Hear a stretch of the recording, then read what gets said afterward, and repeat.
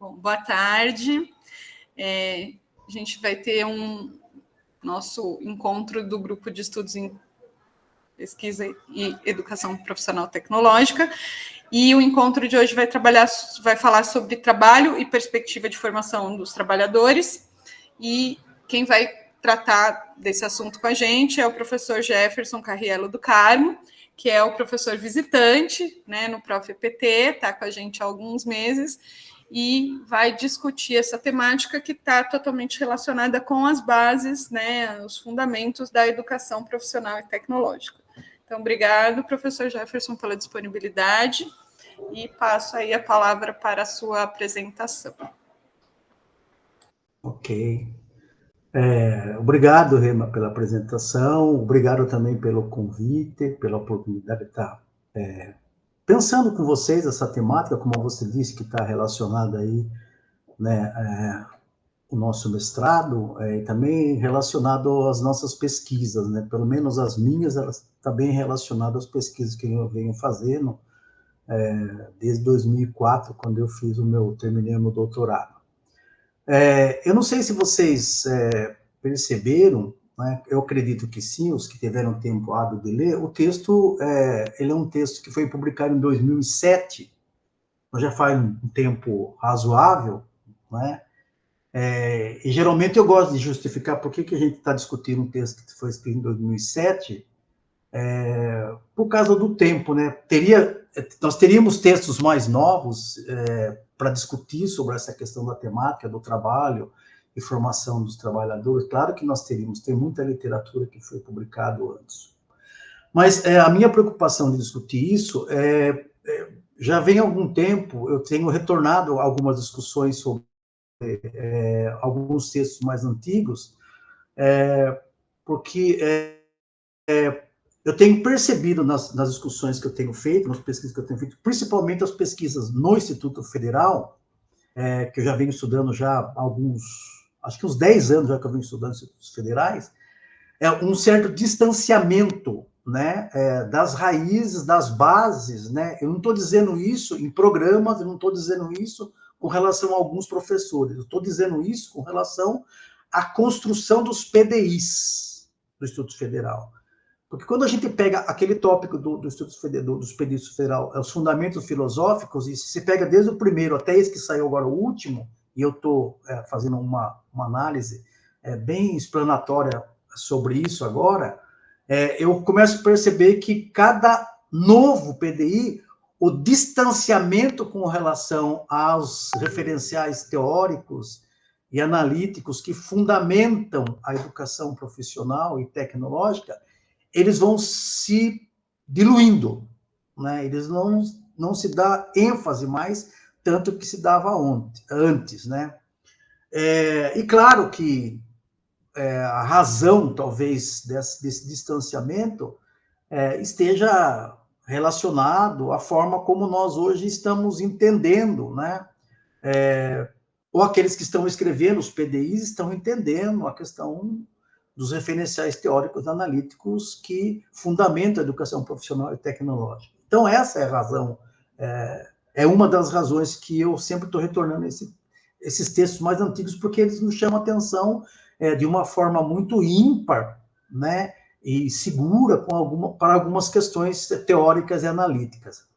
A outra questão também que eu vejo, que eu acho que é importante dizer por que eu estou voltando um pouco a esse texto, é que o que eu percebo em algumas discussões com relação a isso, sobre os fundamentos teóricos da educação profissional e da educação tecnológica. A gente trabalha com muitos jargões. Às vezes nós colocamos alguns conceitos que, na fala e na escrita, eles parecem sinônimos, mas eles não são. Quando você analisa como a Nuzela Paulo está analisando aqui o conceito de politecnia, né? Ele não tem nenhuma relação de igualdade, por exemplo, em termos de conceitos, com outros conceitos que nós usamos, né? Eles têm um tempo determinado, eles têm uma intencionalidade, né? Ele tem uma história, ele tem uma intenção ideológica, né, prática por detrás disso. Então, pelo menos nós que trabalhamos com pesquisa, que trabalhamos no curso de pós-graduação, é importante que de vez em quando a gente pare para pensar essas coisas, tá? É muito importante fazer esse tipo de reflexão. Claro, isso na minha perspectiva. E a outra coisa que eu queria falar sobre o texto, né, a justificativa, é porque é um texto que é interessante. Eu não sei se vocês perceberam, ele tem um tom de debate, né? E esse debate aconteceu em 2007 no CERN do Stand-BR, que é um grupo de pesquisa, que o centro desse grupo de pesquisa está lá na Unicamp, não é? Onde acho que a maioria de nós nos formamos, né? Está lá. E claro que o Nuzella Paolo, que já é de uma outra instituição, eu acho que ele era de São Carlos, né? Depois ele se aposentou e foi para uma instituição privada em São Paulo, mas a vida inteira, quanto professor, ele trabalhou em São Carlos. Eu não sei qual dela, mas ele trabalhou numa universidade de São Carlos. E ele na minha concepção, ele é um dos maiores especialistas do Gramsci na atualidade. É o cara que mais entende do Gramsci vivo no Brasil, que entende mais sobre o Gramsci do ponto de vista educacional. Do ponto de vista político, era o Nelson Carlos Coutinho, que entendia mais, mas faleceu há alguns anos e tal. E eu não tenho visto nenhum destaque no campo do pensamento político do Gramsci. Do campo filosófico, tem vários que se destacam aqui no Brasil. Mas no campo educacional é o Nuzella Paolo, né, que é o autor desse livro. E esse livro ele foi produzido, exatamente, esse texto foi produzido, melhor dizendo, exatamente, para fazer um embate com um texto que o Demerval Seviane publicou numa palestra, né, que ele deu, né, e aí essa palestra gerou esse texto.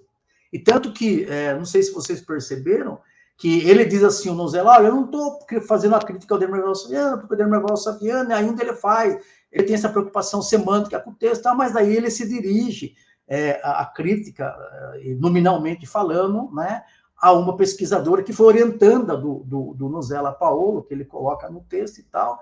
Aí ele fala também que essa crítica também está relacionada ao Gaudêncio Frigoto, né? Esse pessoal que a gente pesquisa e tal, no que se refere ao uso do conceito de politecnia, né? Ele diz assim, do mau uso, né, do conceito de politecnia. E na visão dele, ele entende que há implicações no encaminhamento da na formação dos trabalhadores, né? Eu também entendo dessa forma, né, que quando a gente não tem o domínio de alguns conceitos, né, quer dizer, nós que trabalhamos, pelo menos eu que trabalho numa perspectiva, né, do materialismo dialético, a gente acaba tendo alguns problemas no que se refere à questão das práticas, né, as práticas transformadoras. Então, essa na verdade, as razões pelas quais a gente está querendo discutir um pouco esse texto com vocês, né? E claro, não sei se vocês perceberam, aqueles que tiveram tempo hábil de ler, que ele não só faz essa discussão, mas também ele aponta para alguns caminhos, que na minha forma de ver, hoje, no grande universo da mudança do mundo do trabalho, é interessante a gente dar uma olhada, voltar a dar uma olhada nisso que ele está falando, né? Recuperar os autores, né, principalmente o Gramsci, e voltar um pouco como que o Gramsci poderia nos ajudar a entender um pouco, né, esse universo, né, que nós estamos vivendo com relação ao mundo do trabalho e também com relação ao processo formativo, né, dos quais nós trabalhamos.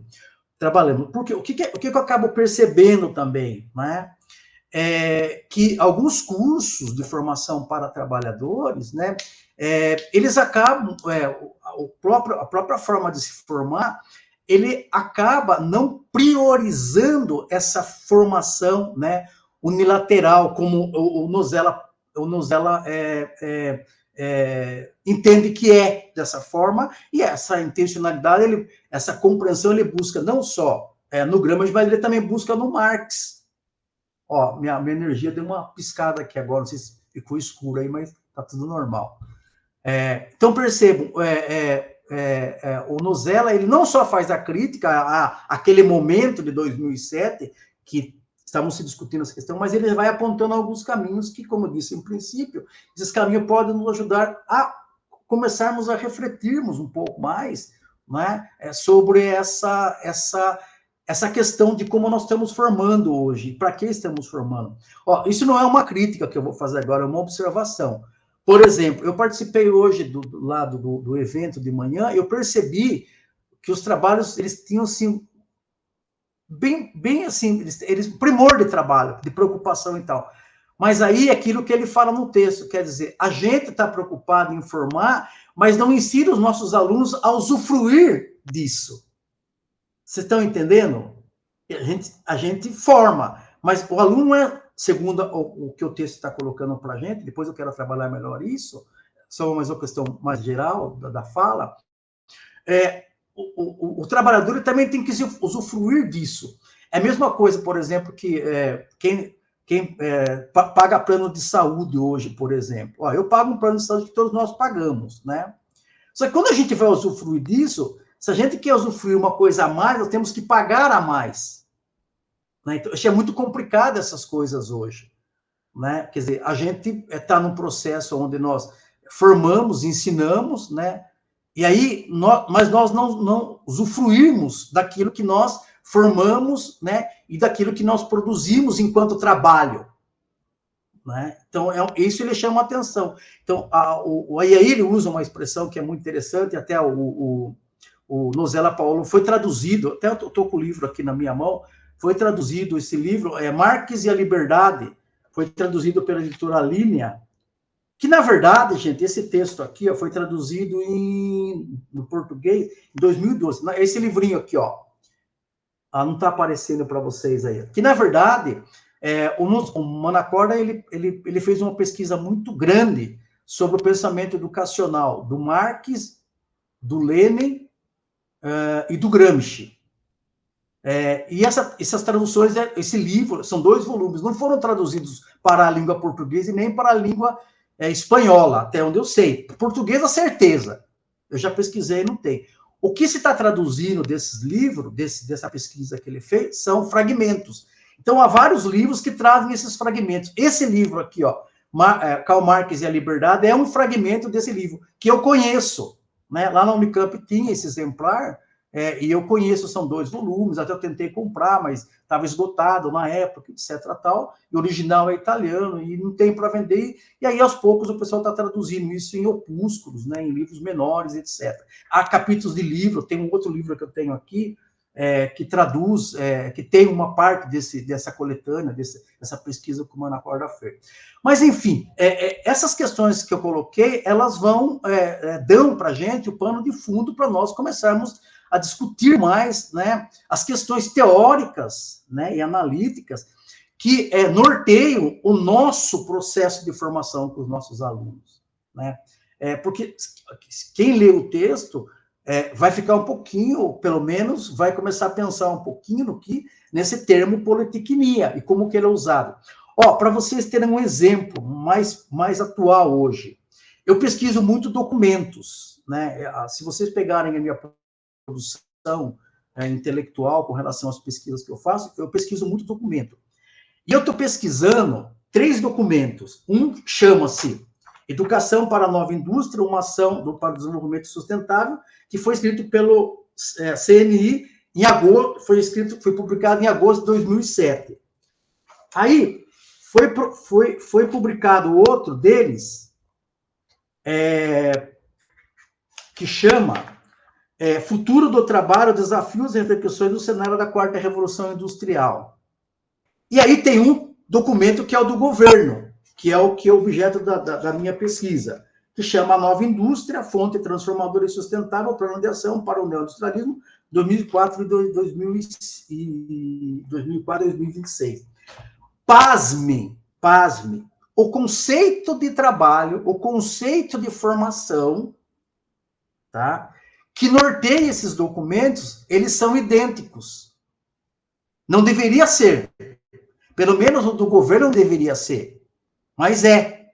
Então, é aquilo que ele vai colocar aqui. Então, há uma certa compreensão que, na verdade, o que ele chama essa compreensão, quer ver? Ele usa um termo bastante interessante, o Nozella Paulo, do sentido que o senso comum letrado dá.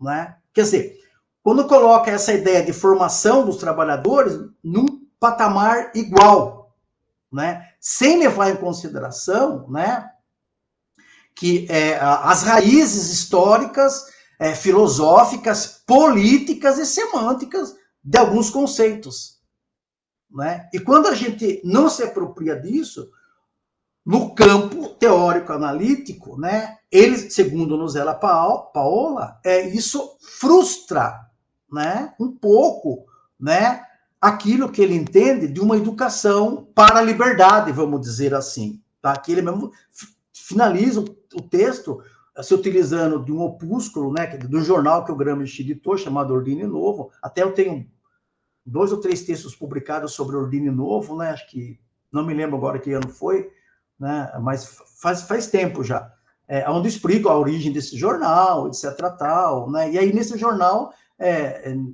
o Gramsci propõe uma escola para trabalhadores, e ele queria uma escola que fosse diferenciada, né, porque não era uma escola que vinha dentro de uma perspectiva burguesa, né, vou usar o termo burguês, porque estou me referindo, né, ao Gramsci como ele se referia naquela época, como Marx se referia naquela época, né. Hoje nós falamos de educação empresarial, CNI, etc. Tal, que não deixa de ser uma educação, uma proposta burguesa, mas vamos atualizar um pouquinho aí a fala, porque o conceito de burguesia, quando ele é pensado lá nas raízes e pensado hoje, né, acho que tem que se tomar cuidado, porque, como diria um amigo meu, dentro das devidas proporções, nós somos burgueses. Dentro das devidas proporções, nós somos burgueses, né, pela concepção de vida que nós levamos hoje, né, com relação à maioria.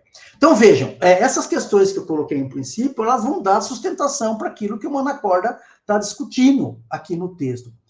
Então, a primeira questão que ele coloca é o seguinte, que ele começa a discordar, porque do termo politecnia, por que ele discorda, ele vai falar o seguinte: há um esclarecimento dos termos e fonte de estudos. Então, quer dizer, para mim fazer a crítica a esse conceito, da onde que eu vou usar argumento para isso? Não é? Porque, vejam, pelo menos eu faço isso.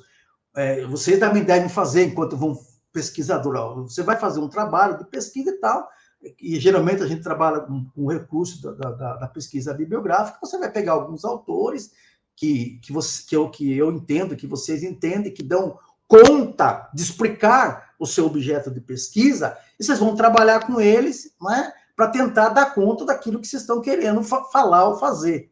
Né? Então, o que o Nozella Paola faz? Ele vai pegar alguns autores, né? E aí ele parte de um pressuposto. Primeiro dizendo assim, a questão da expressão trabalho e educação. Daí ele fala que, dentro da perspectiva do trabalho e educação, existem 2 indicações que ele chama de fato existencial e princípio pedagógica, né? E aí ele vai dizer o seguinte: olha, com relação ao fato existencial, a questão do trabalho está inerentemente relacionada à questão histórica do processo formativo, né? E aí se vê, por exemplo, historicamente, como que essa relação acontece, por exemplo, no modo de produção feudal, como essa relação se dá no modo de produção capitalista, escravista, enfim. Né? Então, ele diz que isso é o fato existencial. O outro é a questão pedagógica, né? Que aí ele diz o seguinte, que nessa questão, enquanto princípio pedagógico, isso foi se apropriado, né, de uma teoria, ele fala de uma teoria marxista, e não de uma teoria educacional marxiana, porque tem diferença. Quando se fala teoria marxiana, se refere ao Marx. Qual que era a compreensão do Marx? É um estudo hermenêutico de como que o Marx entendia a questão da educação. E segundo os estudos do Manacorda, o Marx não utilizava essa expressão politecnia. O Marx usava a expressão tecnologia. Tanto que eu tenho um texto aqui, que é muito interessante. Eu devo ter escaneado esse texto. Se eu achar, é que tem alguns HDs que eu coloquei que não estão comigo, eu só trouxe um e tem coisa que não está aqui, Na verdade, a Unicamp publicou, está fazendo alguns anos, uma coleção chamada Clássicos da Inovação. Desses Clássicos da Inovação, ela traduziu um livro da Nathan Rosenberg, Por Dentro da Caixa Preta, Tecnologia e Economia. Não sei se vocês conhecem. Eu tenho essa coleção inteira, é muito legal. Tem uns textos bacanas aqui nessa coleção. E aí tem um capítulo nesse livro, né, especificamente nesse livro, que trata do Marx como estudioso da tecnologia. Claro que tem outros estudiosos que fizeram esse estudo. Por exemplo, tem um filósofo, eu não sei se ele é argentino, se ele é chileno, né, cubano, eu tenho certeza que ele chama Henrique do Céu. Ele também escreve sobre muita coisa, mas ele escreveu um texto sobre tecnologia e Marx. Não tem tradução em português. Quer dizer, tem uma tradução em português que foi feita pela editora Expressão Popular, mas ela, assim, ó, veio, acabou. E a Expressão Popular não traduziu mais. Eu mesmo não tive tempo de comprar, né? Eu tenho esses textos, mas eles são em PDFs, né? Que eu consegui achar na internet e baixei.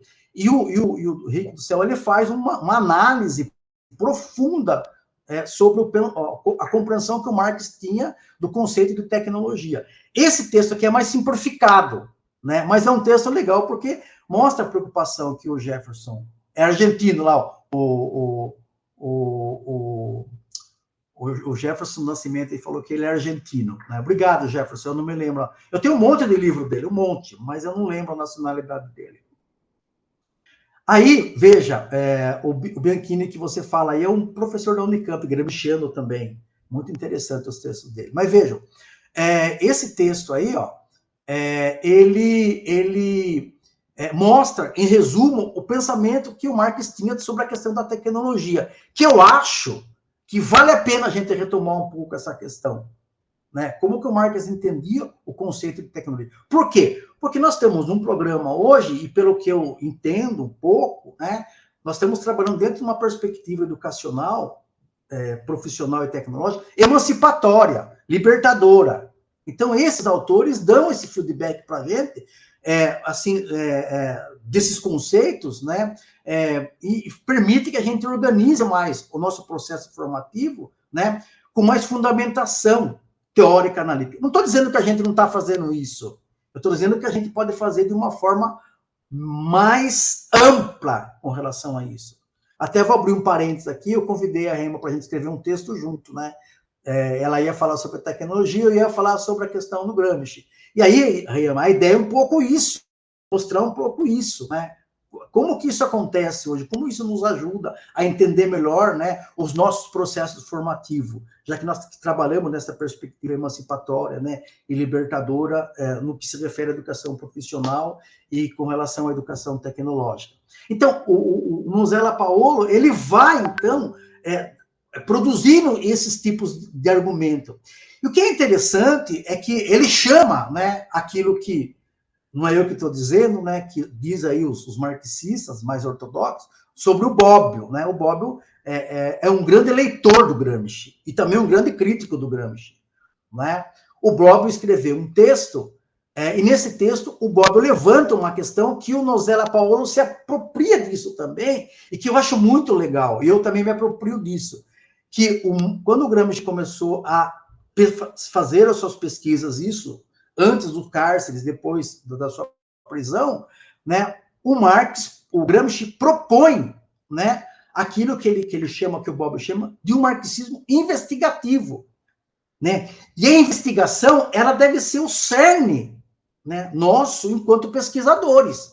O pesquisador, ele é um ser investigativo, né? Ele não é uma pessoa, né, ou ele tem isso como profissão de pesquisador, dentro de uma perspectiva que ela chama aqui de um marxismo, né, didático ou de um marxismo doutrinário, vamos dizer assim, né, que pelo Nuzella Paolo ele faz a crítica sobre essas duas compreensão que se tem do marxismo, quer dizer, é a interpretação de Marx com relação a essas questões, né? Então percebo o ponto de partida dele para ele está fazendo essa crítica, ele está dizendo, olha, eu estou pegando esses autores, como eles estão trabalhando, eu estou lendo Marx, eu estou lendo Engels, eu estou lendo Lenin, porém, o Marx, o Engels, o Lenin, eu não leio eles, eu leio através do Mão na Corda, que é naquele livro que eu falei, tá aqui, ele até coloca em italiano, né, porque não tem tradução, não tem em português. O Marxismo e a Educação, Marx e Lenin, né? Que o Manacorda faz um comentário. É 2 volumosos livros. Acho que deve ter umas 400 páginas cada um, é 2 volumes, né? E além disso, né, ele fala assim, olha, eu não estou usando só o Manacorda porque ele é um pesquisador. Eu também estou usando ele porque ele é um linguista e um filólogo. Quer dizer, então, quando ele se apropria para fazer a crítica a esse grupo, no Brasil, né, isso nos anos 90, ele diz, a partir dos anos 90, começou-se a usar o conceito de política de uma forma indiscriminada, né? E aí eu acho que isso tem sentido, porque eu percebo isso em algumas leituras que eu faço, de alguns autores, etc. tal, né? E eu não sei, eu tenho uma preocupação, um rigor com relação a isso, eu particularmente. Eu tenho essa preocupação, né? Também. Então, ele falou, olha, eu estou usando uma pessoa que entende do que está falando, né? Quer dizer, ele está se justificando. E nós também, quando a gente vai fazer qualquer texto, a gente fala, olha, eu estou usando esse autor porque eu entendo que esse autor ele dá conta disso, etc. tal. Por exemplo, eu hoje, pode ser que, até que me prove o contrário, eu entendo que ainda, pode ser que amanhã não, mas o que dá conta de explicar toda essa problemática do mundo do trabalho para mim, né, é o marxismo, né? Alguns autores do campo do marxismo que me dão sustentação para eu entender essas questões, essas contradições que estão postas. E aí ele fala o seguinte, olha, além desses autores, eu também estou usando aqui um outro texto do Manacorda que chama A Pedagogia Moderna, que foi publicado pela Cortez, não sei se você já tem, se vocês têm, não tem para vender mais esse livro também, que foi publicado lá na Itália em 1986. Eu tenho a versão italiana, eu consegui uma versão italiana, né? Isso quando eu era estudante na Unicamp, a minha primeira versão foi italiana, foi o grande presente da minha orientadora, ela deu, porque ela falou, olha, eu não trabalho eu trabalho mais no campo da filosofia, eu tenho lá e tal, vou te dar de presente. Eu tenho, depois eu comprei na língua portuguesa, que é isso aqui, ó. Não aparece para vocês aí, porque da forma como tal, a minha tela não permite isso.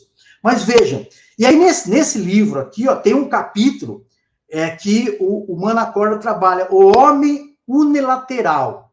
E aí esse capítulo aqui, ó, é que o Nozella vai usar aqui para discutir um pouco essas questões. E aí ele fala, ó, eu não estou só usando esses autores, eu estou usando também um autor brasileiro, que é o Dermeval Saviani, né? Que o primeiro texto que Dermeval Saviani escreveu sobre politecnia chama Sobre a Concepção de Politecnia, que foi publicado em 89. Eu tenho esse texto. Eu ia até trazer nessa última vez que eu fui para Sorocaba, porque eu ia doar aqui na biblioteca esse texto. No fim, eu acabei esquecendo em casa. Eu trouxe 3 caixas de livro, mas esse não veio ainda, mas vai vir. E o outro texto que o Nozella escreveu chama O Choque Teórico da Politecnia, em 2003. E aí, em 2007, o Saviani escreve outro, que foi a crítica que gerou esse texto que nós estamos conversando com vocês agora. Então, percebam, são 3 textos que ele também lê para partir para a crítica. E ele vai falar, olha, a minha crítica, ela tem 3 fundamentos, vamos dizer assim. A professora dizendo aqui, eu também justifico o uso dos teóricos. Perfeito, é isso aí mesmo, né? Nós que estamos com pesquisa temos que fazer isso. Então, as razões que fundamentam a minha crítica são de natureza semântica, e aí ele está dizendo, ó, semântica, ele vai pegar, principalmente, né, o Manacorda, depois a histórica, né? Ele vai, não sei se vocês perceberam isso no texto, ele vai pegar a origem da palavra histórica, e aí ele tem um momento que é muito interessante, e eu acho que é interessante, muito reflexivo para nós, que trabalhamos nessa perspectiva da educação profissional emancipadora, é que hoje ficou aquilo que ele chama a questão do senso comum, né? Como que, por exemplo, quando você vai fazer alguma palestra, ou você vai escrever, se você não... Olha, eu estou entendendo aqui, eu trabalho nessa perspectiva. Porque o trabalho aparece nos documentos também aí, né, das agências, né, empresariais, da mesma forma que a gente fala, não que a gente entende.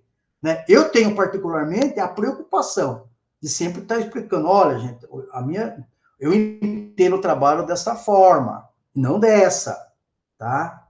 É porque há uma confusão, como diria meu professor de filosofia, amazônica com relação enorme, né? Fica tudo no mesmo saco. E não é, quer dizer, o empresário não tem uma preocupação de formação de trabalhador libertador, emancipatória. É para formar mão de obra mesmo, né? Para atender mercado de trabalho. Né? E ele se utiliza dos mecanismos educacionais para fazer isso. Né? Então, a gente precisa tomar cuidado com relação a isso quando a gente vai discutir, né? Ou como a gente vai formar cursos com relação a essa questão de proposta de formação para ensino médio integrado, embora acho que para o ensino médio integrado a gente se utiliza muito de autores, né? Principalmente o Gaudencio Fernandes e a Marisa Ramos, que foi assim os dois autores, né? Posso estar enganado, deve ter outros, mas são os principais que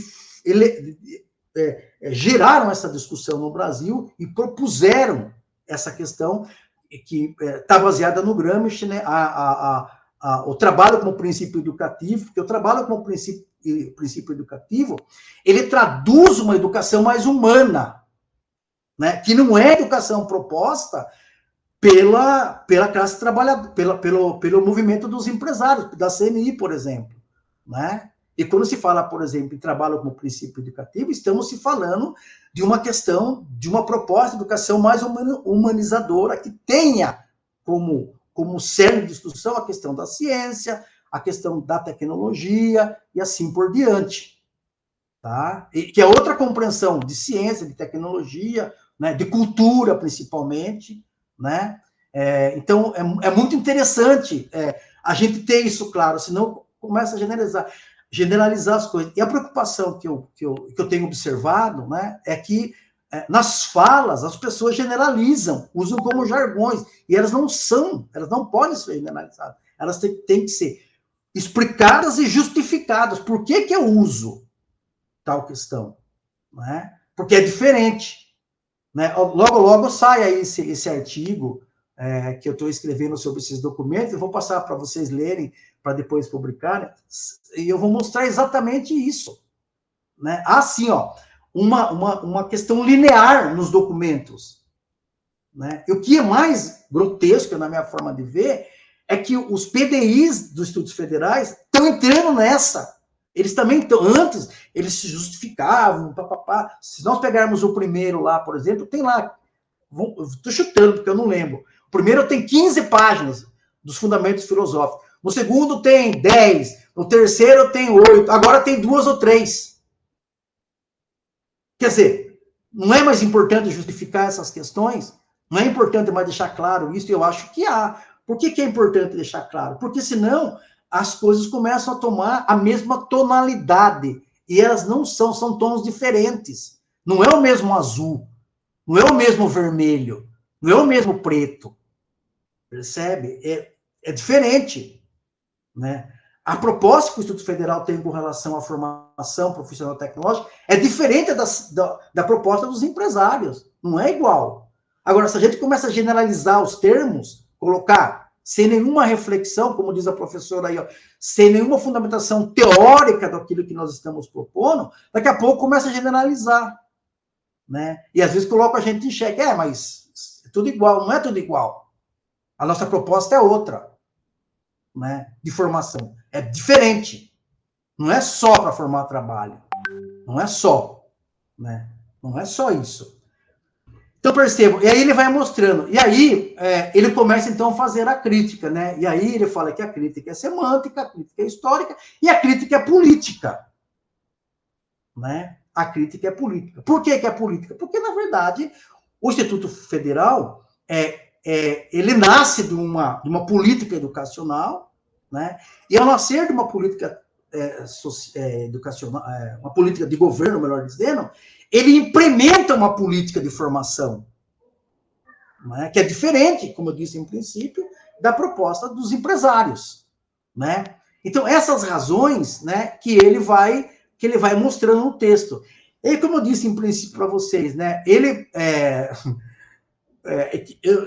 na época, não sei se alguém de vocês participou desse debate, eu estava vivendo esse momento, né?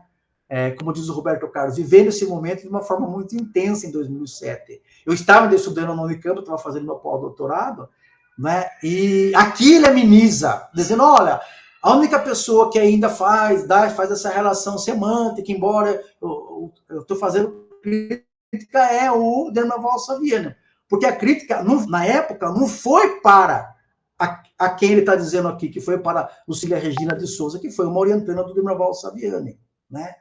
Foi exatamente para o Dermaval Saviani a crítica, né? E aqui no texto ele ameniza. Ele diz que não, olha, porque eu respeito, porque o Dermerval, ele faz essa análise semântica, porém, todavia, né, aí ele cita o texto da Lucília Regina, que é Mudanças Tecnológicas, Educação da Classe Trabalhadora. Inclusive, eu tenho esse texto e também vou doar aqui na biblioteca, né? Depois, futuramente, se vocês quiserem estudar, eu estou doando bastante livros de tecnologia, um monte de coisa para a biblioteca, né? Sobre essas questões que eu acho que eu não vou mais trabalhar, que eu não vou mais pesquisar, que são livros que fizeram parte do meu processo formativo. E esse livro eu vou doar também.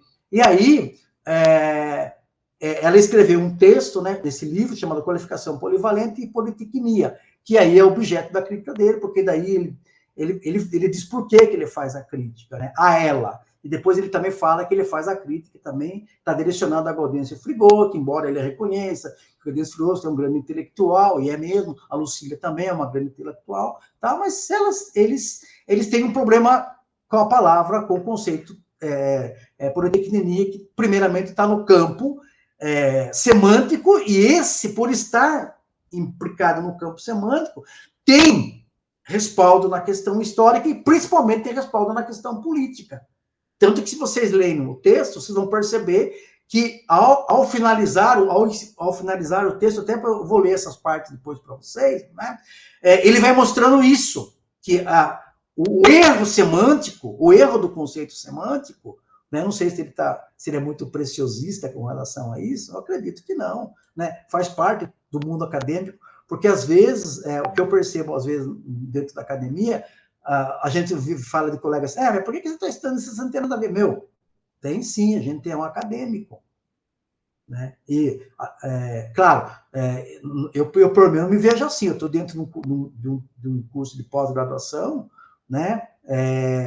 E o meu comportamento nesse programa é de um acadêmico, né? De um pesquisador que levanta questões, estuda, debate, né? Se é certo ou não, né? A gente debate, a gente discute, né? E vai fazendo síntese disso, né?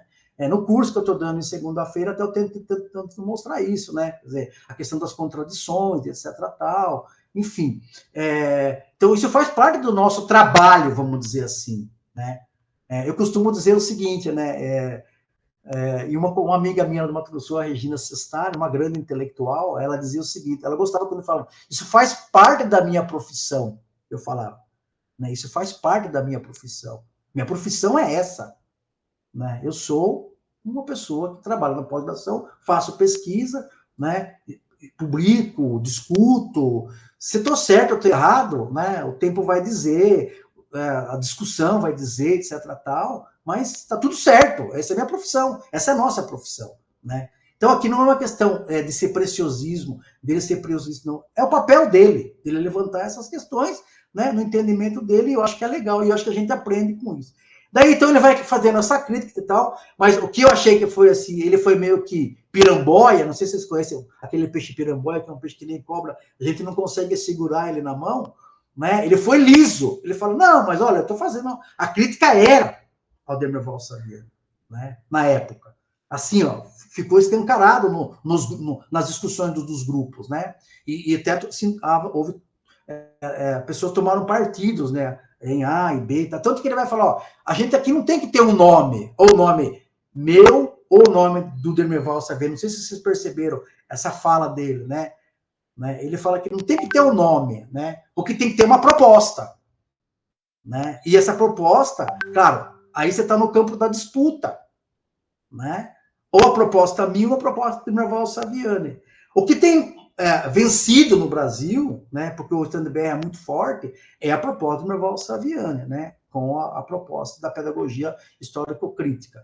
né? Mas nos cabe refletir, porque especificamente esse texto está falando, de uma certa forma, sobre a questão de formação de trabalhadores, que é o que nós trabalhamos, né? De uma forma geral. Então, vejam, isso posto, ele vai para a questão semântica e vai dizer, olha, a origem dessa palavra, semanticamente falando, ela está em várias razões. Daí, ele cita lá a Escola de Paris, a Escola Técnica de Paris, como que o conceito de semântica, o conceito de politicania era entendido lá, né? E ela passa esse conceito, ela sofre, na própria escola, né? Ela sofre modificações.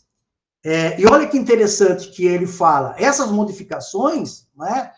Elas tiveram impacto, né? Na compreensão, né? Desse conceito, né? E aí, quem se apropria também desse conceito, né, não é só o campo da educação socialista ou da educação marxista. Quem se apropria também do conceito de politecnia é também a burguesia. Ele fala de burguesia, né? E para que as coisas, então, não ficassem dentro do mesmo patamar, de uma forma linear, ele fala, eu vou mudar. Então, o próprio Manacorda, quando vai, ele fala, ele usa um outro conceito, né? Ele fala de uma educação pluriprofissional. Porém, depois ele muda também esse conceito, porque ele percebe o seguinte, a forma como esse conceito estava sendo apropriado pelas pessoas, né? Porque, claro, todos nós somos assim, não dá para a gente fugir disso. A gente, às vezes, é um pouco utilitário. A gente se apropria de conceito de autor, né? E, às vezes, de uma forma indevida, né? E no campo da história, tem um conceito que a gente chama de anacronismo. O que é anacronismo? É você colocar na boca do autor que ele não está falando. É por uma questão de conveniência minha de usar daquela forma, mas ele não está dizendo isso. Quando eu estudei teologia, eu fiz seminário, a gente tinha uma disciplina chamada hermenêutica, né? Eu aprendi muito com essa disciplina, embora a ideia lá era a hermenêutica bíblica, mas eu transfiro as discussões disso para o campo da filosofia, de eu interpretar alguns textos. Então, eu levo muito a sério essas questões, né? Então, o que o Manacorda começou a perceber? Que o conceito que ele começa a usar, tanto que ele fala até na entrevista que ele deu para Dora Soares, que é uma gramichiana aqui do Brasil, ela é professora, não sei se ela já aposentou, mas ela era professora aqui em Minas Gerais, na Federal de Minas Gerais, que fez uma tese brilhante sobre o conceito de Estado no Gramsci, muito legal o texto, né? O texto foi pouco... Teve assim, foi ditado 1.000 cópias, aí vendeu as 1.000 cópias, não publicou mais. Eu tenho esse livro, inclusive é um dos livros que também eu pretendo doar aqui na biblioteca. Mas isso quando eu terminar o meu estágio aqui com vocês, né? Se der certo daqui 2 anos, daqui 1 ano, né? Eu espero que seja 2, né? Mas se não der, eu vou doar alguns livros do Gramsci e tal, porque eu quero, de fato, aposentar, né? Cuidar brincar com meus netos e escrever, tá? Participando e tal, assim, mas não uma coisa mais assim, institucional, como eu estou fazendo hoje, né? Mas assim, por tocar mais violão, enfim, aprender um monte, e para outras coisas, né? Que eu gosto de fazer. Então, veja, aí o próprio Manacorda para de usar esse conceito, né? Porque ele está entendendo que esse conceito também está sendo se apropriado de uma forma errada.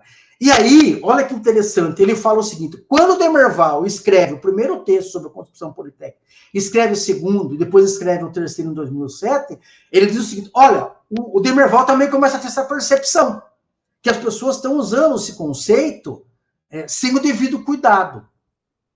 Né? Por isso que ele escreve, em 2007, o Demerval escreve esse texto. Mas ele escreve esse texto, mas ele ainda se apropria, na visão do Rosella Paolo, de uma forma que, na visão do Rosella Paolo, não é correta, do ponto de vista semântico. E não sendo correta do ponto de vista semântico, ele está dizendo, olha, então tem implicações históricas e principalmente política. Porque a apropriação, vou usar aqui o termo burguesia, da classe dirigente, ela se apropria desse conceito, né, a bel prazer. Né? Então, precisamos rever essa questão. Né? E aí, então, ele vai para a questão histórica. Né? E para a questão histórica, então, ele busca, né, esse texto aí do Manacor, enquanto filólogo, que está estudando o marxismo, a questão da educação, no Marx, no Engels, no Lenin, etc., tal, até chegar no livro, né, aqui, a Pedagogia Moderna, aonde e no qual, né, ele faz um estudo mais apurado. E aí tem na página 32 um texto, uma parte que eu queria ler para vocês, que diz assim, ó, o politecnismo sublinha o tema da disponibilidade, ele coloca entre aspas, para os vários trabalhos ou para as variações dos trabalhos, enquanto a tecnologia sublinha como uma unidade de teoria e prática. Olha que interessante. A interpretação que ele está dando para o conceito de tecnologia. Né? O caráter da totalidade ou hominidade do homem, que está no livro Pedagogia Moderna. O primeiro destaca a ideia da multiplicidade de atividades, né? É que hoje a CNI está falando, ó, o trabalhador hoje tem que ser versátil, né? Ele tem que ser versátil, né? Ele tem que atuar em tudo, né? Então, se a gente vê isso, por exemplo, nos anos 90, nos anos 2000, isso, né, borbulhou muito essa discussão no campo da educação. O segundo, né, a possibilidade de plena e total manifestação de si mesmo, independente das ocupações específicas da pessoa. Né? Então, é uma coisa que ela está fora da gente, ela faz parte, né, do nosso universo, a questão da proposta de educação tecnológica. Então, nesse livro, por exemplo, quando ele vai falar sobre a questão de como que ele está entendendo o trabalho, né, e ele faz aqui uma análise, né, a pergunta é, o que é o trabalho? Né? Ele vai mostrar exatamente isso. Né? E aí, o Manacorda fala, ó, se a hermenêutica de Manacorda sobre os textos marxianos, não marxista, é correta, como explicar que a União Soviética, pelo menos até a morte de Lenin, tenha privilegiado o termo politecnia nas políticas educacionais socialistas?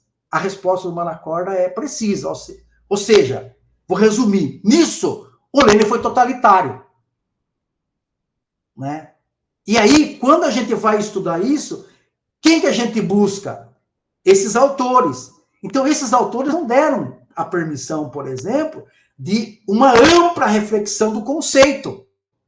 E quando nós nos apropriamos dele de uma forma como eles estavam colocando isso no seu momento histórico, sem levarmos em consideração a isso que o Manacorda está falando e que o Nozella Paulo se apropria, né, a gente cai nesse tipo de problema.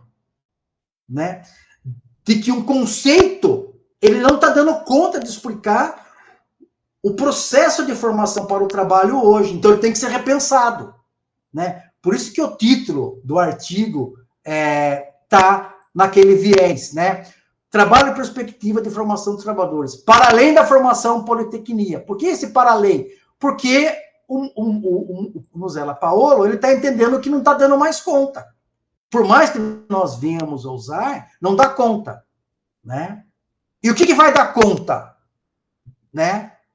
Ele fala, o que vai dar conta, né, é essa proposta, né, desse novo repensar do Gramsci, né, na Itália, de uma pedagogia mais humanista, de uma pedagogia mais, de uma escola mais desinteressada, e etc. Né? Daí ele vai falar de escola única, né, ou escola unitária, uma escola igual para todos. Né? Quando eu estava fazendo meu doutorado, um dos capítulos da minha tese era sobre a escola única. E na época eu fui informado que no Rio de Janeiro existiu uma escola gramsciana, escola única. Né? Existiu uma escola lá. Não foi para frente porque, vocês sabem, né? Hoje que nós temos uma instituição pública, né, onde nós nos apropriamos dessa proposta teórica, né, para discutir a educação profissional e tecnológica, e também, obviamente, para propor uma pedagogia baseada nessa proposta, a gente encontra dificuldade, né, que é uma escola, imagine uma escola privada, é bem complicado, né? Mas ela existiu, eu tive informações que existiu. Até a minha orientadora queria que eu fosse para lá e tal, mas na época eu Eu não era recém-casado, né? Mas eu tinha a primeira filha minha, estava bem pequenininha e tal, e eu falei, olha, se eu não for com a minha mulher, com a minha filha, né, eu não vou. Né? Se tiver uma bolsa que eu fique lá 1 mês, 2 meses, junto com as 3, eu vou, sozinho eu não vou. Embora Rio de Janeiro, né, eu moro em Sorocaba, não é tão longe, mas eu não queria ficar distante da minha filha naquele momento, né?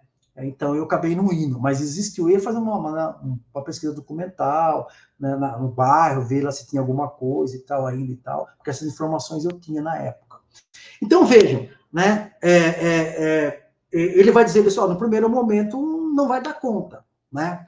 Porque vejam, o próprio sentido semântico da palavra, da forma como o Nozella está colocando, né, o conceito de que é apropriado, né, pelos educadores marxistas aqui no Brasil, era um conceito, né, que vem lá do Lenin e da esposa dele, e esse conceito foi imposto, segundo Manacorda, na pesquisa que ele fez, né, foi imposto para que todo mundo tivesse uma educação politécnica, mas sem nenhum princípio de reflexão. Se aquele conceito, já naquele momento, daria conta disso, né? E que na visão do Manacorda não estava dando conta. E nós nos apropriamos disso, quer dizer, a partir dos anos 90 a gente começou a se apropriar disso. Até eu disse no outro texto, e é muito interessante isso que eu vou falar, para quem não é do campo da educação, né, que até os anos 70, 80, início dos anos 80, quase ali, no final dos anos 80, há uma grande crítica à educação brasileira e os aparatos teóricos para fazer essas críticas eram o Althusser, eram o Pierre Bourdieu e era um americano chamado... não vou lembrar o nome do americano. Eram 3 autores que eram a base para fazer a crítica. Só que daí o que os educadores brasileiros começaram a perceber? Olha, a gente está fazendo a crítica, mas não tem proposta. Né? Aí vejam quando saiu o primeiro livro do Dermaval Saverne, Educação e Democracia, que é um opúsculo pequenininho e tal, que ele faz toda essa crítica à educação brasileira e já começa a propor uma proposta de educação histórico-crítico, né? Lá naquele livro. E depois outros autores começaram a se apropriar do Gramsci para fazer também uma outra proposta, né, de educação que tivesse baseado na concepção educativa do Gramsci. Né? Isso já nos anos 90. Né? Nos anos 90. Tanto que você tem aí depois, né, dentro dessa discussão, autores que vão seguindo uma linha mais marxiana ou marxiana e marxista, e outros que vão seguindo uma linha mais gramsciana. Que é o caso, por exemplo, da Marise Ramos, do Gaudêncio Frigoto, que tem uma perspectiva teórica analítica mais gramsciana, né, quando eles propõem, teoricamente falando, a educação de formação para a classe trabalhadora. Né? Não que eles não utilizem Marx, eles utilizam, mas a proposta final está relacionada à questão da escola única. Né? Bom, aí vamos lá. Aí as razões históricas, né? E aí as razões históricas, como eu estava dizendo no princípio, né, está relacionado a essas questões, né? E como que isso era apropriado, né, de uma forma que, na visão do Manacorda, de uma forma imprecisa, né, porque isso foi imposto por Lenin. Agora, olha a sacada que o Nozella Paolo dá, né, para trazer a discussão do Gramsci. Ele vai falar o seguinte: a marca registrada de Gramsci estava precisamente na desconsideração dos termos politécnico e tecnológico, e a chamada cada vez mais forte para os valores do rigor cultural e moral, quer dizer, uma pedagogia mais humanista. Né? Com efeito, o que mais preocupa Gramsci, na semântica dos termos politecnia ou tecnologia, não era apenas o radical polis ou logos, e sim, sobretudo, o radical técnicos. Olha o que o Manacorda vai falar agora. Isto é, um instrumento à máquina. Mas, de uma vez, crítica que supervalorizava a supervalorização do instrumento de trabalho, considerado pelos positivistas algo metafisicamente determinante. Quer dizer, quando se falava de tecnologia, e o Gramsci, ele sai disso. Por isso que ele não usa o termo tecnologia, que é uma coisa que é legal discutir, esse artigo que se a gente for fazer, tá, Rema? Uma dica aí, ó. A gente tem que tentar mostrar isso. Por que o Gramsci ele distancia desse conceito? Né? Porque, na verdade, a proposta que o Gramsci tem é de uma concepção humanista e histórica. É por isso que eu trabalho, o Gramsci usa esse trabalho com o princípio educativo. Porque o Gramsci se apropria do conceito de trabalho dentro de uma perspectiva humana, ontológica, né, histórica. Né? Essas três vertentes estão na compreensão do Gramsci no que se concebe a questão do trabalho. Né? E aí ele vai além, porque ele traz uma ideia interessante, que é a questão dessa concepção humanista, né? No processo formativo, que não deve perder, não deve só, nós não podemos perder de vista isso. Por quê? Porque se nós perdermos de vista isso, ficarmos só no técnico, né? A gente vai produzir homem-máquina. Inclusive o Gramsci tem um texto escrito Homem-Máquina. Não sei se vocês conhecem, se vocês já leram. Eu devo ter ele em PDF. Se eu achar, eu mando, eu ponho no grupo lá para vocês darem uma olhada. Que é muito interessante. O Gramsci está fazendo essa crítica. Né? Como que a sociedade organizada naquela época, ela produzia, dentro do processo formativo, um homem-máquina. Né? Então ele faz uma crítica dizendo, olha, é o seguinte, nós temos que fazer uma proposta educativa que seja mais humana. E nessa proposta educativa mais humana tem que ter a questão da cultura, tem que ter essa questão da tecnologia, mas pensada numa outra perspectiva, né? A perspectiva marxiana, né? Que depois ele retoma, né? Essa questão. Então, vejam, isso está presente no pensamento do Gramsci. Até eu lembro que ela falou, eu tenho um texto do Gramsci, que é o volume 2, né, dos cadernos e tal, que é o texto que tá o caderno 12, que é o caderno do texto, o Gramsci discute exatamente isso, onde ele estabelece um diálogo muito fecundo com Giovanni Gentili, que foi o primeiro ministro da Educação fascista, e aí, então, ele vai colocando os contrapontos do que ele está entendendo por escola, do que ele está entendendo formação profissional, do que ele está entendendo por formação para o trabalho, né? Então, tem essa pegada humanista, né? Que a gente não pode perder isso de vista nessa proposta de formação. Então, o que a gente acaba percebendo hoje, né? Que nós temos muito... Eu digo nós, eu não estou dizendo vocês, né? No geral, a gente está muito preocupado em formar trabalhadores, né? E aí a gente esquece que talvez nesse processo formativo a gente está formando homem-máquina. E aí, uma coisa que assim, é muito linda, que eu achei no texto, né? Eu achei muito assim, bacana, quando ele fala que talvez o conceito de educação que deve pairar no processo formativo, né, da formação trabalhadora, que esse conceito também tem que ter a liberdade para todos, né? E aí a ideia que está presente nisso é aquela ideia, quer dizer, no meu processo de formação, eu aprendo a fazer carro, só que eu não tenho carro. E aí, uma questão também que eu acho que é importante, que às vezes a gente esquece nas nossas discussões, é tentar entender um pouquinho como que a sociedade hoje está organizada. Né? Então, é muito interessante isso, chamar a atenção para isso, né? Dentro do processo de formação e do processo de pesquisa que nós estamos fazendo também. Então, aí ele vai falar das razões, né? As razões políticas, né? E aí há uma das razões políticas que ele fala, como que vou usar a questão burguesia, né? Ou como que, por exemplo, os empresários estão se apropriando, por exemplo, da palavra, dos conceitos, né? Politecnia, trabalho, tecnologia, etc. e tal, né? Que ele chama do sentido de senso comum letrado, né? Os caras sabem o que estão. Os caras sabem que não é aquilo que nós estamos que nós estamos referindo, mas eles colocam e generalizam, né? Tanto que nesse documento aqui de formação de trabalhador para a indústria 4.0, eles colocam aonde que se propõe aonde se propõe essa educação, né? Para formar trabalhadores para atuar na indústria 4.0. Ele está dizendo no sistema S, né? Senai e SESI, né? E também ele fala no ensino médio, né?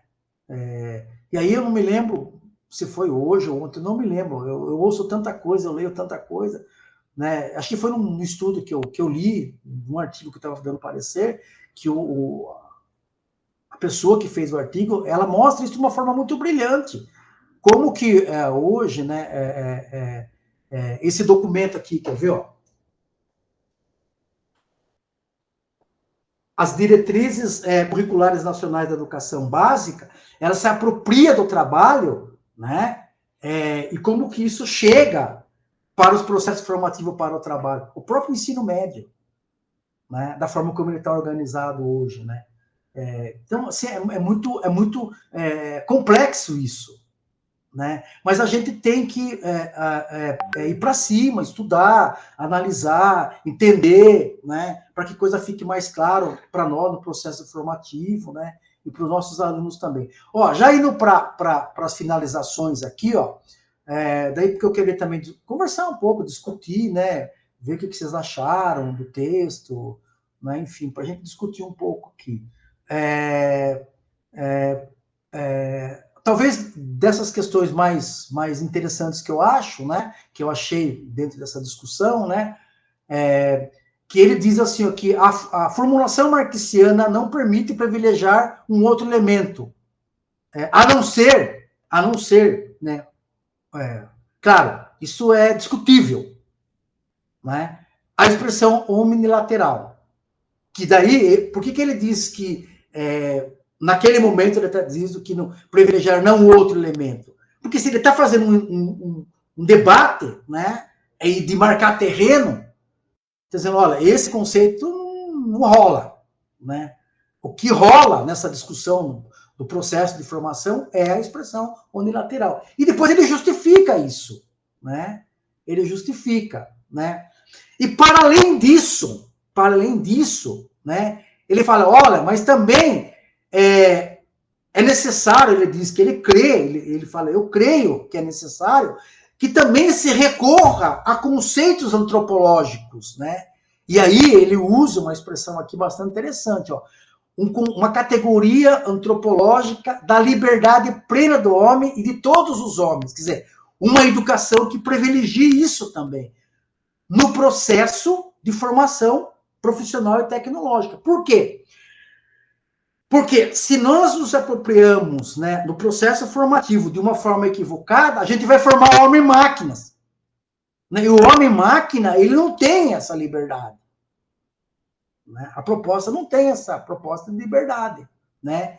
E aí ele fala o seguinte, que, na visão dele, porque ele é muribichiano, né, assim, escancarado, até mais do que o Demerval Saviani, né? Porque ele sempre fundamenta as coisas deles com Gramsci. O Demerval fundamenta com Gramsci, com Marx, enfim. Mas ele é Gramsci. A maioria dos textos dele é tudo fundamentado na perspectiva gramsciana. Porque daí ele fala, o Gramsci desenvolve muito bem esse germe marxiano, e ele coloca esse germe marxiano entre aspas, né? Da unitariedade educacional. Por isso afirma que, assim como todos os homens são intelectuais, os intelectuais também são trabalhadores. Por isso que eu gosto muito disso, de falar que eu sou um trabalhador, porque eu sou um trabalhador. Né? Nós somos trabalhadores. Né? E olha que interessante, pois nem o trabalho braçal dispensa o cérebro, né? A gente não é gorila amestrado, como dizia, né? Agora eu esqueci o nome dele. Eu uso o termo porque o Gramsci faz uma crítica. Taylor. Né? Taylor. O Gramsci faz uma crítica ferrenha num texto dele chamado. Não vou lembrar. Eu estou muito esquecido. Acho que é a idade. Ou a idade eu estou cansado. Né? Embora eu tá, entre aspas, desempregado nesses quase 2 anos, eu trabalhei muito com pesquisa, escrevendo, lendo, etc. Tal, então eu estou meio cansadão já. Estou precisando de férias. como todos nós estamos precisando. Como todos os homens são intelectuais também são trabalhadores, pois nem o trabalho braçal dispensa o cérebro, nem o trabalho intelectual dispensa o esforço muscular nervoso, a disciplina, os tempos e os movimentos, né? Claro que o exercício intelectual, quem não tem disciplina não consegue, né? Não consegue trabalhar, né? Até a minha orientadora brincava, ela dizia assim que eu era muito disciplinado. Eu falava para ela, porque eu sou calvinista, né? Eu tenho uma formação calvinista, o calvinista preza muito pela disciplina. Mas, na verdade, eu sou disciplinado por causa da fábrica, né? Eu trabalhei dos 14 anos até 21, 22 anos dentro de chão de fábrica. E a fábrica, se vocês lerem lá, por exemplo, Michel Foucault, Vigiário por ele vai dizer, a fábrica é disciplina. Você tem uma disciplina de acordar, de fazer as coisas, etc. Tal. E a escola segue a mesma pegada. Né? A escola segue, de uma certa forma, segue a mesma pegada. Agora, hoje, obviamente que há controvérsias com relação a isso, né?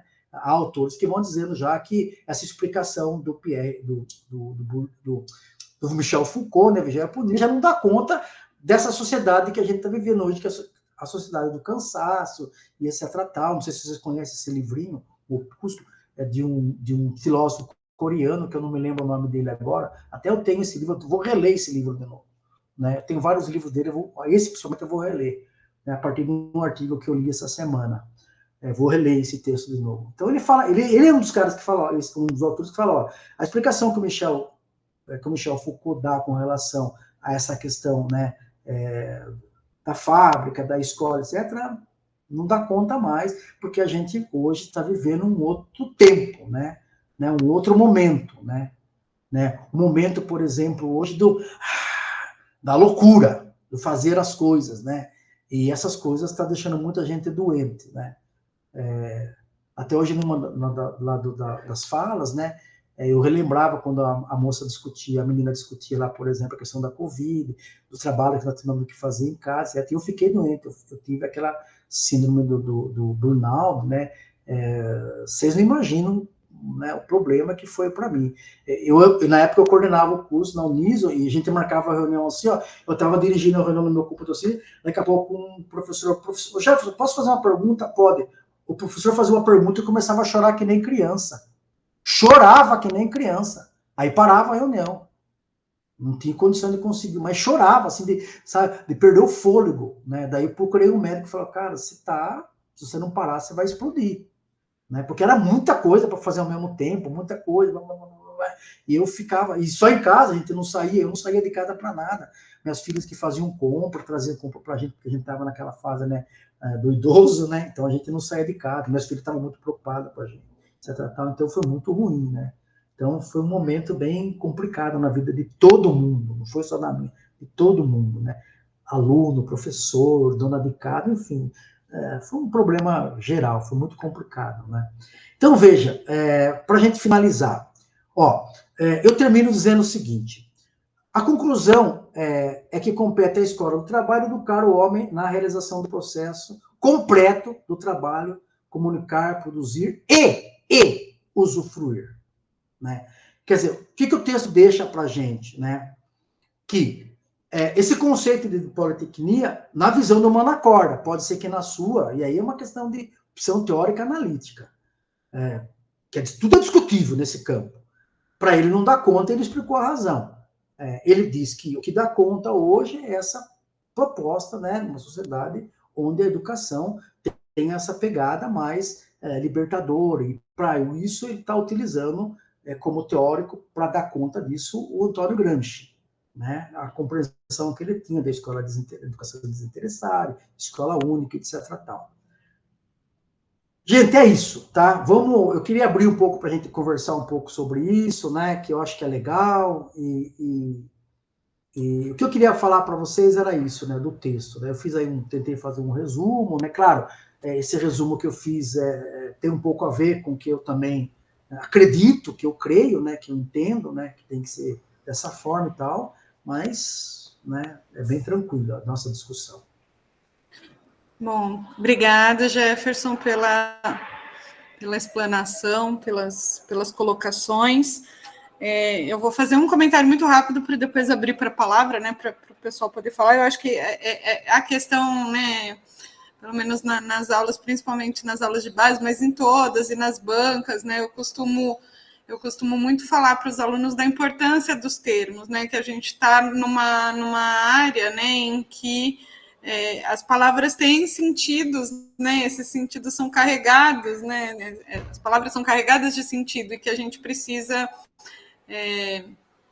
tomar cuidado, né, com as expressões que a gente usa, com a forma que a gente insere elas nos textos, nas pesquisas, nos nossos artigos, nas dissertações. Então, acho que a discussão que você fez reforça muito isso, né, e traz muitos elementos para a gente refletir sobre isso, né, sobre a importância aí numa discussão num nível, né, de Saviani com novela. Então, num nível altíssimo, você vê uma discussão também ainda, né, em relação a termos, a terminologia, como se referir, né, a como tratar, né, porque existem implicações nesses termos que a gente usa, né, implicações filosóficas e políticas. Então, muito bacana. Mas eu vou abrir, ver se alguém tem algum comentário, alguma colocação. Se não tiver, eu volto a falar, mas primeiro abrir aí a palavra para o pessoal.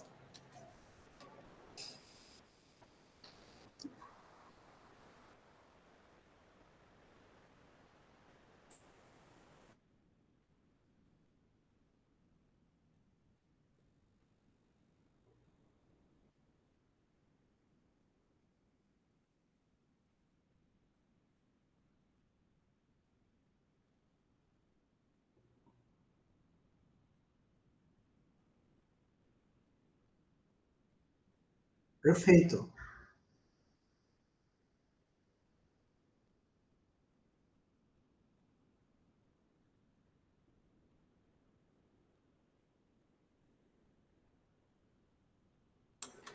Mais alguma questão? Eu achei bem interessante assim a análise que o Jefferson trouxe na questão linguística, né? Porque eu sou da área de letras, e essa questão, assim, quando você traz a semanticidade, né, para análise, e você vê o conceito semântico convergente ou divergente dentre dois contextos totalmente, deveria ter total diferença, né, é frustrante, porque a gente sabe que o significado ele diz muito sobre determinadas teorias, determinadas ideias, né? Então, essa abordagem que você trouxe no texto, eu achei fantástica, assim. Quando não você é da letras também, Jefferson? Não, eu sou pedagogo. Eu nem falar Olha direito, só. eu sei. Nossa, mas muito bacana essa pegada, né? O texto bem. Ele é enriquecedor, mas ao mesmo tempo tem essas falhas, né? Eu achei. E eu não tinha me dado conta dessa questão do conceito, sabe? Então, enriqueceu muito. Obrigada aí pelas suas considerações. Eu que agradeço. Bom, eu vou apontar. Aí, se alguém mais quiser falar, né, o que eu tinha colocado aqui, uma das coisas, né, que no texto ele traz, né, da questão do Frigoto, do Saviani, da Lucília, né, terem um enfoque muito no ensino médio, na educação profissional, né, no ensino médio, e aí dentro disso que você trouxe no final, né, de focar muito numa parte mais de formação tecnológica e, de repente, né, não num aspecto tão humano, e aí esse termo politecnia direcionar para isso, né? E aí, nas aulas de bases, né, a gente teve uma aula, um questionamento, que eles falaram assim, mas por que eles falam só do ensino médio? A educação profissional e tecnológica tem essa perspectiva, né, de formação omnilateral e tal, só aparece no ensino médio e antes disso, né? Então, acho que ilustra, né, essa questão de como um termo ou de como uma discussão focada numa parte pode perder o sentido do todo, porque, não, a gente tem que falar da educação, da formação integral, em todos os níveis, né, não só a partir do ensino médio. Mas aí, por outro lado, eu acho que isso também tem uma discussão que depois o próprio Frigoto, Ciavata, Ramos, discutem, que é do ideal para o real, né? Quer dizer, eles fazem muito essa discussão em cima do ensino médio, porque é onde a divisão, né, vamos dizer, essa perspectiva da dualidade mais aparece, né, mais gritante. Parece. Então, talvez, né, também, quer dizer, dá para fazer a crítica só discutir nessa coisa, mas também dá para entender por que a discussão se concentra aí, né? E um outro comentário em relação aos textos, acho que um dos primeiros textos que eu li quando eu ingressei no ProfEPT, né? Um dos primeiros textos foi o do Manacorda, falando dessa discussão do termo, do Politecnia, e na época, assim, eu ainda não tinha lido nada sobre Politecnia. Foi o primeiro, por algum motivo, que caiu na minha mão. E aí eu concordei super, porque eu falei, não, realmente, né? Quando você pensa em Politecnia, para mim, a primeira coisa que remete que o Manacorda até cita, que é a Poli da USP, né? Escola Politécnica da USP, né? Então, que remete a essa ideia, né, de múltiplas técnicas, de múltiplas formações tecnológicas, né, dessa perspectiva. Mas, quer dizer, acho que não é um dos termos, nem sei se eu uso, acho que não, em artigos acho que eu nunca usei, não é mas que a gente também entende, né? Quando a gente pega dentro do contexto da EPT, quando a gente pega esse termo, desde que ele seja referenciado, né? E aí, como você colocou muito claramente, no começo que a gente precisa referenciar, e que a Eva colocou também aqui, né, da necessidade. Então, desde que é referenciado, a gente entende que contexto que ele está e qual é o sentido que ele quer dar. Mas realmente uma pessoa que não está familiarizada com isso, se você não explica qual é o sentido, assim como do trabalho, né? Certamente a primeira coisa que a pessoa vai pensar não é a ideia do sentido que o Saviani, que o Frigoto quer dar, vai ser essa ideia de múltiplas técnicas, né? Múltiplas formações. Né?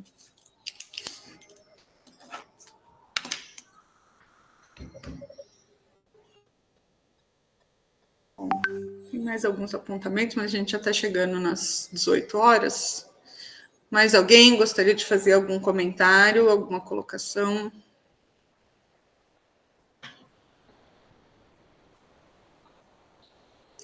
Bom, é isso. Acho que a gente vai, né, ter outras oportunidades para aprofundar. É uma discussão que está totalmente dentro, né, das perspectivas dos fundamentos, né, do ProfEPT e da educação profissional e tecnológica. Agradeço de novo, Jefferson, aí pela disponibilidade, pela apresentação, pelos comentários que você trouxe para a gente. Vou falar, se quiser finalizar, né, mas aí agora é um recadinho para o grupo. Então, obrigada a todos pela participação.